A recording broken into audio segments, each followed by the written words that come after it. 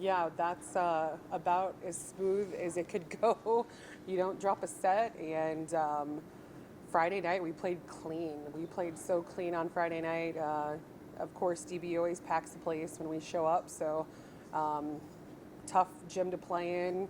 But our fans showed out too. We had a great crowd Friday night and Saturday over at Tyler, and I think we hit 414 as a team on Friday night, which is just insane. Like offensively, we were firing on all cylinders.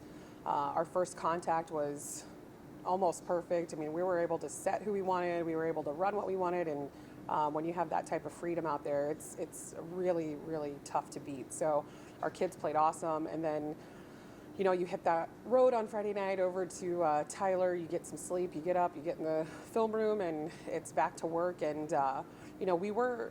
I would say we were a little tired Saturday just because Friday was just we give it all we got on Friday night. So you're having to bounce back quick, but film was good Saturday morning, and we had good scouting reports on Tyler all week. So Tyler played us tough. They played us tough, and they had Eastern on Friday night, so their match wasn't quite as long. They didn't have to travel, so they had a little edge probably on the fatigue factor.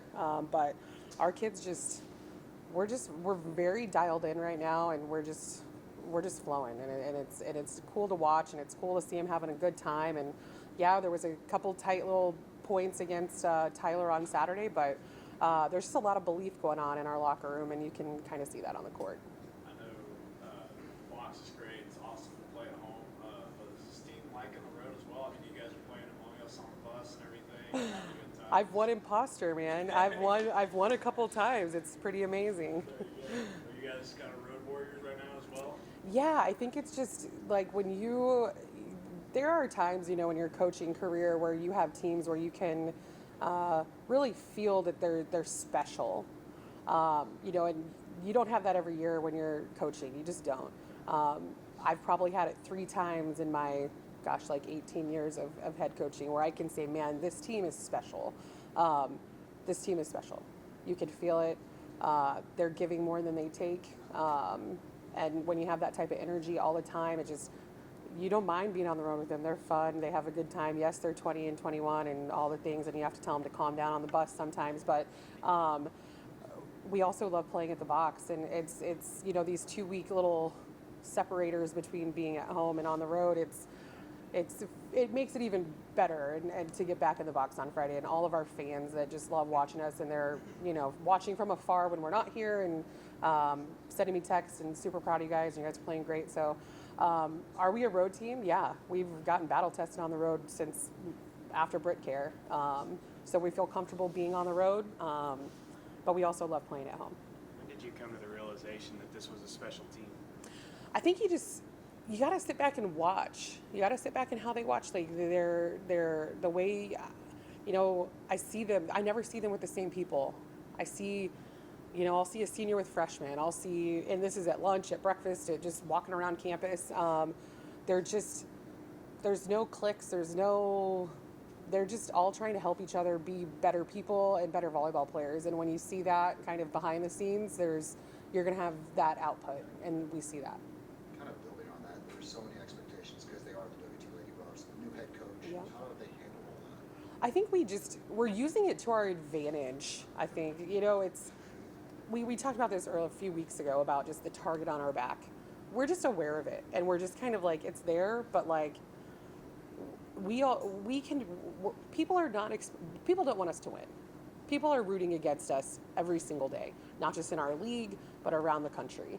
And so we have that just chip on our shoulder. Like, let's play with a little bit of a chip on our shoulder so that, we're trying to create some, just change the narrative. Like, yeah, we have the target, but what are we going to do to flip that to make it beneficial to us? I think defensively, trying to work defensively was one of your keys. Early on in the season now, you're playing defense very well. How well have you guys improved and gotten better? Yeah, I think Briley has done a great job this season of just growing with our defensive system and learning that. And it's taken her a little longer. She's an older player, so she's used to playing defense a certain way. We're not changing how she's playing defense. We're just running a little bit different scheme. She's picked up on that. I'm pretty sure she had a career high in a 3-set match Saturday. She ended up with 29 digs in a 3-setter, that's pretty awesome for her. That's 9 something digs a set.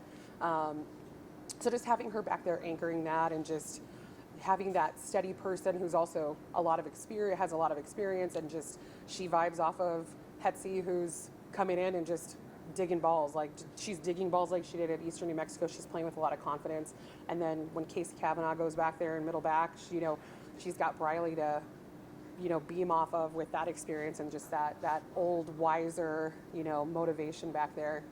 So good. Just under a month for the regular season left. You feel like you're kind of hitting stride at the right time. You don't want to peak too early. Right. Yeah. I mean, I think we look at what we have left in conference. We're at the halfway point. We have St. Mary's and St. Ed's this weekend, and both of those teams started off really hot at preseason tournaments and before we got into conference, and they've had some stutter steps in between that where they've had some ups and downs, but again, everybody wants to beat WT, so we're always expecting to get everybody's best, and that's not going to change this weekend. So we're back to the drawing boards. We're back to practice and just prepare for this weekend, and then we're at home next week with Cameron on Wednesday and Sol Ross on Friday. So we got 2 solid weeks at home before we go on our last trip down to South Texas, and we're just going to use this time to hopefully get healthy. We've got some minor things going on with the girls that we just need to, rest and get them some, the therapy and the rehab they need, and get back to work. Is that a good thing, though, knowing every week, every game, you're going to get everyone's best, so you have to bring your best? Yeah, we know it. I mean, we know, and this is not just for conference. This is, what does this team want to be known as? What does this team, when we walk into somebody's gym, besides we're WT and just the history and what everybody knows about us, what do we want to be characterized? When they're scouting us, what do we want them to say? And we want to be the hardest working team in the league. And every day we're going to be the hardest working team in the league, whether that's in the weight room, whether that's in class, whether that's in practice every morning. And I think just having that baseline expectation of this is what we're doing. We need to prepare for who we're playing, but we're really, really focused on our side of the debt too.